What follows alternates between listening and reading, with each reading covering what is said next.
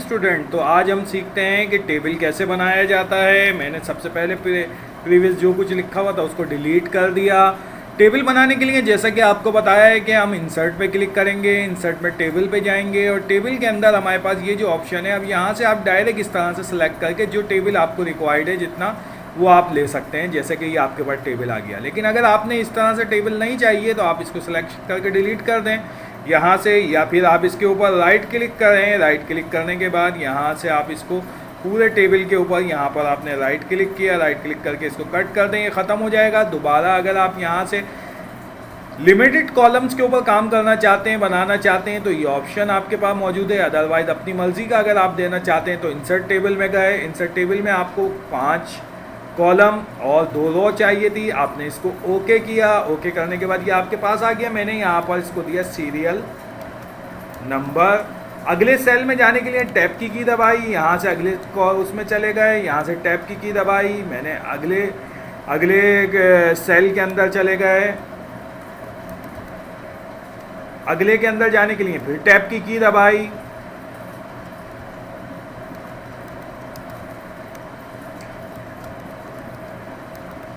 अब इसके अंदर फिर टैब की दबाई, मैं यहाँ आ गया, मैंने इसके अंदर डेटा पुट किया।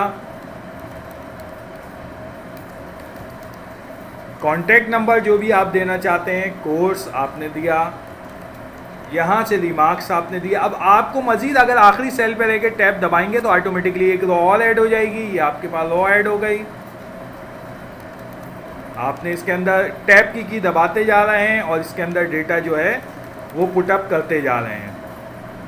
देन ये आपके पास, इसके बाद आपने यहाँ से सिलेक्ट किया। सिलेक्ट करने के बाद इसकी फॉर्मेट आ रही है, इस फॉर्मेट को तब्दील करना चाह रहे हैं, ये आपने क्लिक किया, फॉर्मेट तब्दील हो गई। फॉर्मेट तब्दील के अलावा आप अगर इसका साइज़ वगैरह फ़ॉन्ट का इंक्रीज़ करना चाह रहे हैं तो ये फ़ॉन्ट का साइज़ इंक्रीज़ हो गया। सिलेक्शन करना ज़रूरी है, सिलेक्शन किया हुआ होगा। अब यहाँ से आप इसके लेआउट के ऊपर चले गए, सॉरी डिज़ाइन पे चले गए। डिज़ाइन के अंदर आपने यहाँ से कलर तब्दील कर दिया। अब अगर आप ये चाहते हैं कि इसका जो लाइन की थिकनेस है वो तब्दील कर दें या इसका स्टाइल, आपने इस पर क्लिक किया।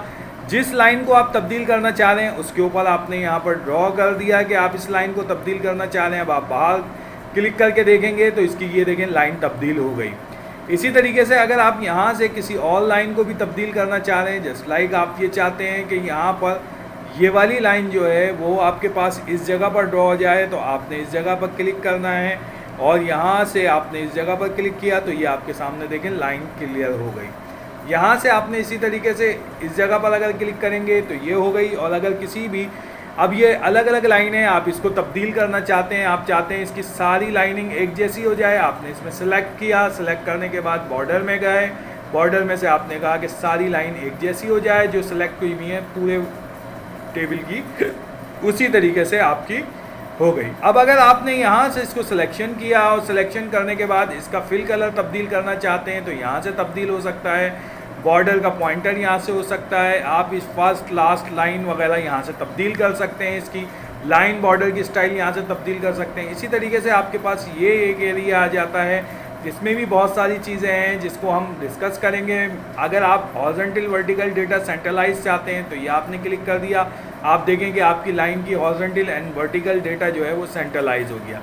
इसी तरीके से अगर आप इसकी हाइट या विड्थ कम या ज़्यादा करना चाहते हैं, यहाँ से आपने इसको क्लिक किया तो ये आपकी हाइट इंक्रीज़ हो गई। इसी तरीके से अगर किसी कॉलम की आप विड्थ बड़ा करना चाहते हैं, आपने ये कॉलम लिया, इसके ऊपर क्लिक किया तो ये इसकी विड्थ थोड़ी सी इंक्रीज़ हो गई। अब इसी तरीके से आप सिर्फ और सिर्फ इन जगह को लेफ़्ट अलाइनमेंट करना चाहते हैं तो सिलेक्ट करके कंट्रोल एल किया तो ये लेफ़्ट अलाइनमेंट हो गई। यही चीज़ आपको यहाँ से दिख भी रही होगी, जो सेल की हाइट या विड्थ है वो यहाँ पर आपको दिख रही होगी। इन लाइनों के बीच में आपने कोई नया रिकॉर्ड डालना है, आपने इस जगह पर रखा। रखने के बाद आपने कहा यहाँ से मैं यहाँ से अगर आपने इसको ये इसके अंदर कोई नया रिकॉर्ड डालना है तो आप क्या करेंगे कि इसके ऊपर यहाँ पर शुरू में क्लिक किया, राइट क्लिक करके इंसर्ट में गए और इंसर्ट के अंदर आपने कहा अबव, ऊपर की तरफ एक रो ऐड हो जाए, तो ये ऊपर हो गई। अगर मैं इसके ऊपर बिलो कर देता हूँ तो वो नीचे हो जाती है। अगर इसी रो को मुझे डिलीट करना है तो मैं इसके ऊपर राइट क्लिक करूँगा, राइट क्लिक करने के बाद मैंने यहाँ से इस पूरी रो को मैंने सिलेक्ट किया। सिलेक्ट करने के बाद राइट क्लिक किया और यहाँ से डिलीट रो कर दिया तो ये आ गया। अदरवाइज